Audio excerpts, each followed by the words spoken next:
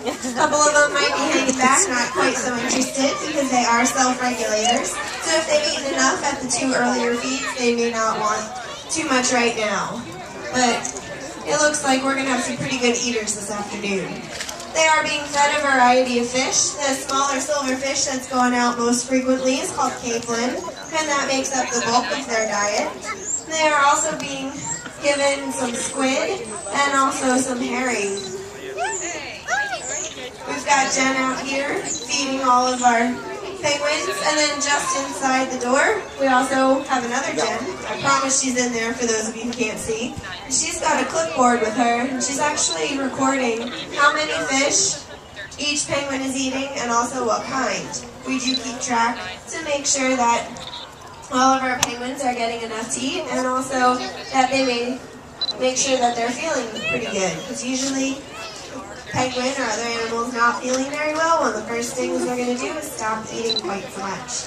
Which is good, because they can't really walk up to us and say, hey, I don't feel well today. So being able to keep track of what they eat is a good indication. Now, some of you may be wondering what's going on with this bird. That is number 13, and her name is Vera. And before I get asked a bunch of times, I'm just going to let you know, she is going through her catastrophic molt. Now, what does that mean? That means she's going to be a little interesting looking for a while. Yeah? No? Alright, well, unlike birds that fly, who lose 1 or 2 feathers here and there throughout the year, penguins need to stay nice and insulated. Because even though these guys are warm weather birds, and can handle from 30 to 100 degrees air temperature, the water that they swim in is fairly cold. So they want to stay warm. They do this with their feathers. They've got a really nice soft downy layer underneath that helps to trap some air and body heat in.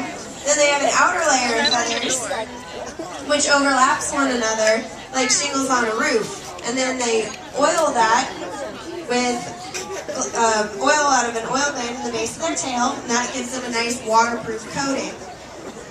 Now, if they were to lose 1 or 2 feathers here and there throughout the year, they would always have a hole in that really nice waterproof insulation.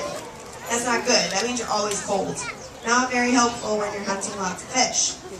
So they go through that catastrophic molt, and they will lose all of their feathers all at once. So what they do, since they can't swim during that time because they get too cold, they eat a lot right before that. They will actually gain about 1 pound or 2 pounds. Doesn't sound like much, but when you only weigh between 5 and 10 pounds, it's quite a bit of extra weight. They'll feed, or they'll stay on that fat while they're going through that molt. So Vera here, she just takes a little bit longer than most penguins. Typically, this will take about a month, and she likes to take several. Now, when they are done with their molt, like Callie is here, you end up with a really nice, pretty black and white, sparkling white penguin. However, in a couple months, she's not going to look quite so clean anymore. Think about it. If you wore the same outfit for an entire year, you'd look pretty gross by the end of that year. So that's how they maintain themselves. Alright, you guys seem like a pretty intelligent group, so I'm going to throw some questions out for you guys. Are you ready?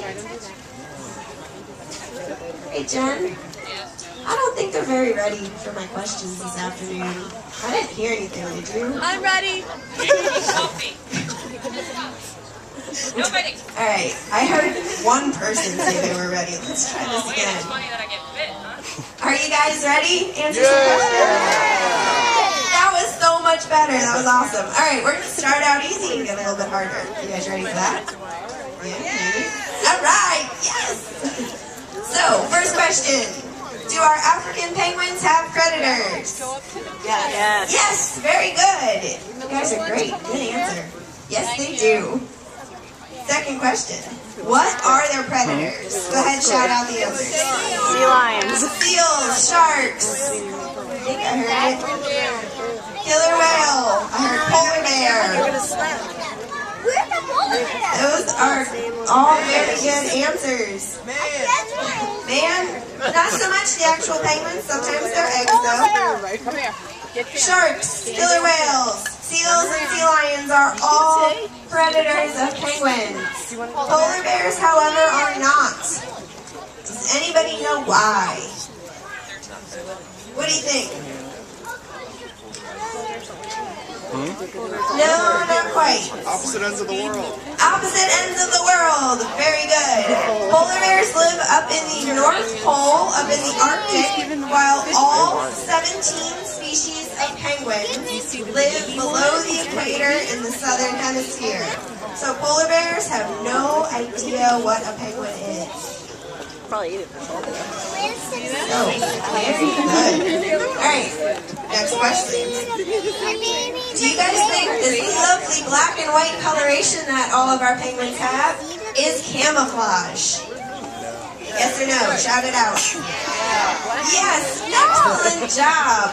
You are correct. It is camouflage. It's a type of camouflage called counter shading. That's where an animal is darker on their back and lighter on their bellies. Now, if you're hanging out on a lovely sandy beach, do you think you blend in when you're black and white? No, not really.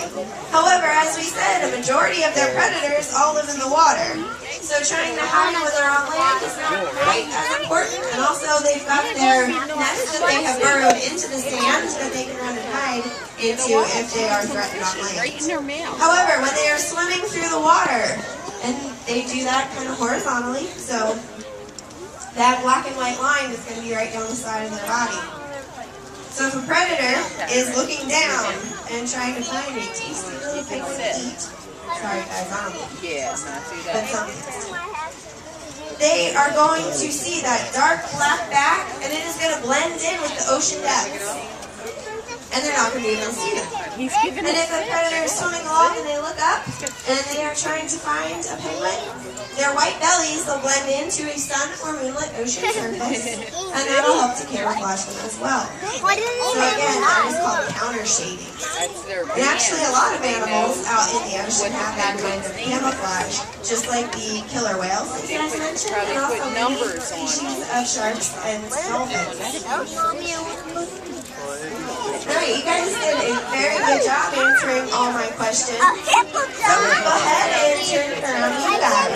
If you have any questions, feel free to shout them out, raise your hand, and I'll answer them for you.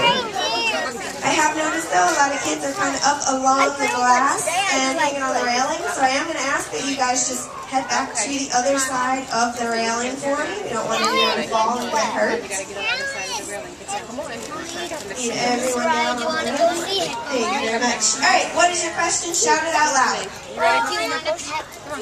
loud.